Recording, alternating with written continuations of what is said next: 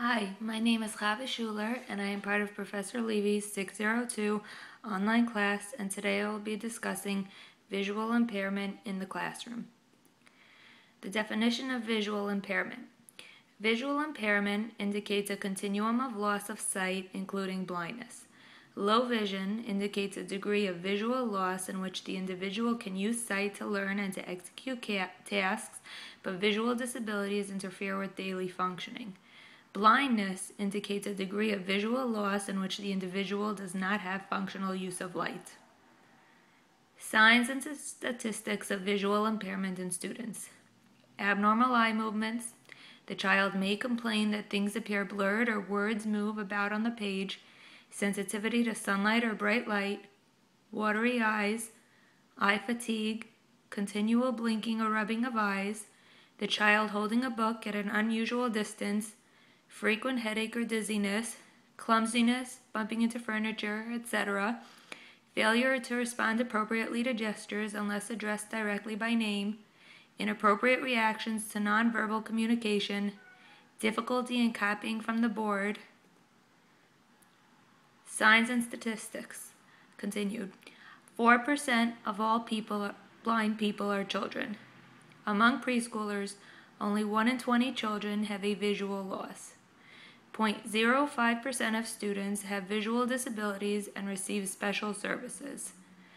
About 23,973 students between 6 and 17 receive special education services due to visual impairment or blindness.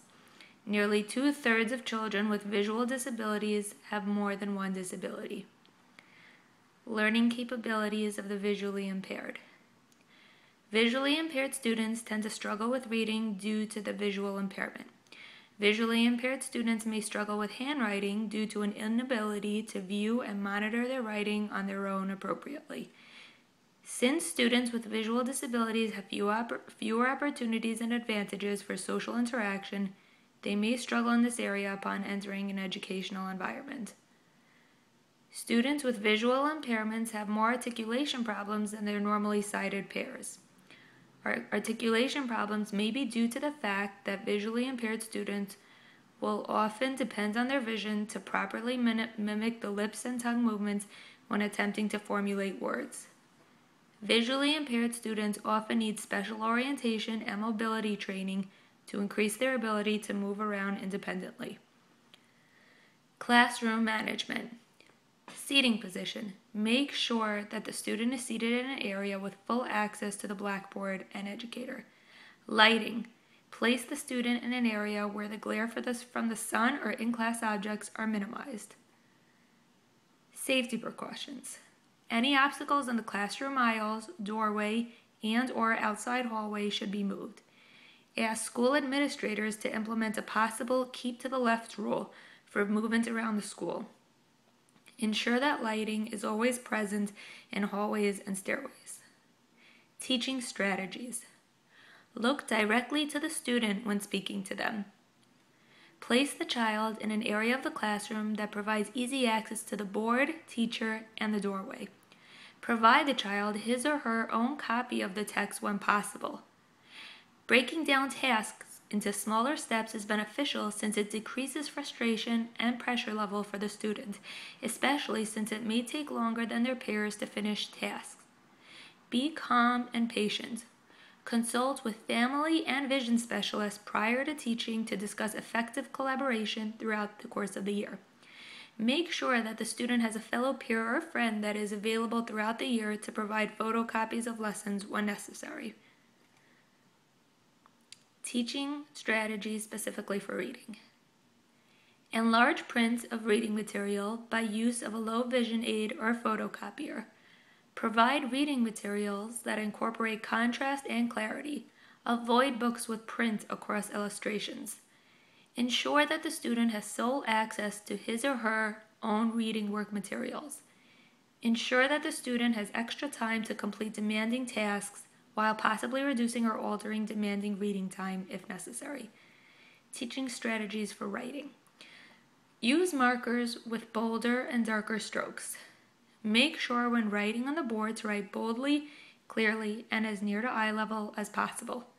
Provide bold lined paper in contrasting colors if needed.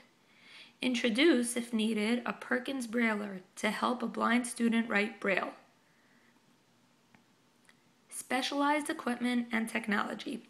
Low vision aids, LVA, are any aid which can enable people with low vision to improve their vision.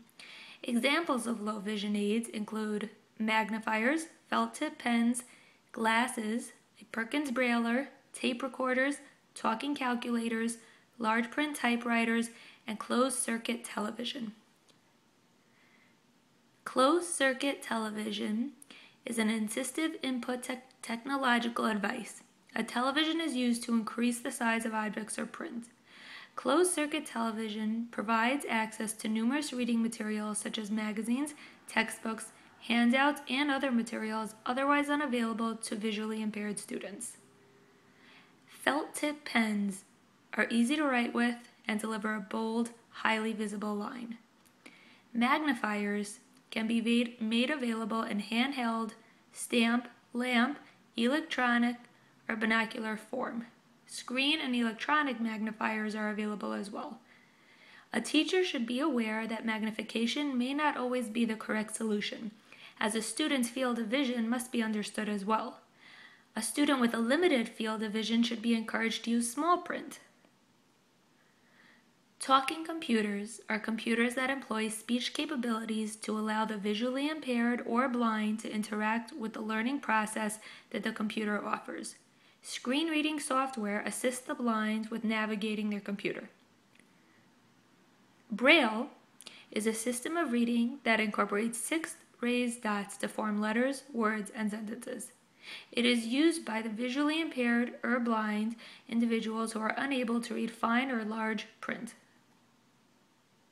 Perkins Brailler is a Braille typewriter with a key corresponding to each of the 6 dots of the Braille code, a space key, a backspace key, and a line space key. It is used to help the visually impaired or blind students who benefit from the use of Braille. Frequently asked questions. What can I do to maximize my students' self-sufficiency and independence in the classroom? Keep expectations high. Give cues rather than helping directly. Encourage social interaction with fellow peers. Provide feedback on appropriate behaviors.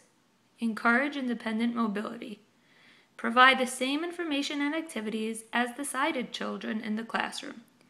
Familiarize yourself with what teaching techniques work best with a visually impaired student and keep consistently updated on techniques for teaching the visually disabled. What are dangers and pitfalls that I need to look out for when teaching a visually impaired student?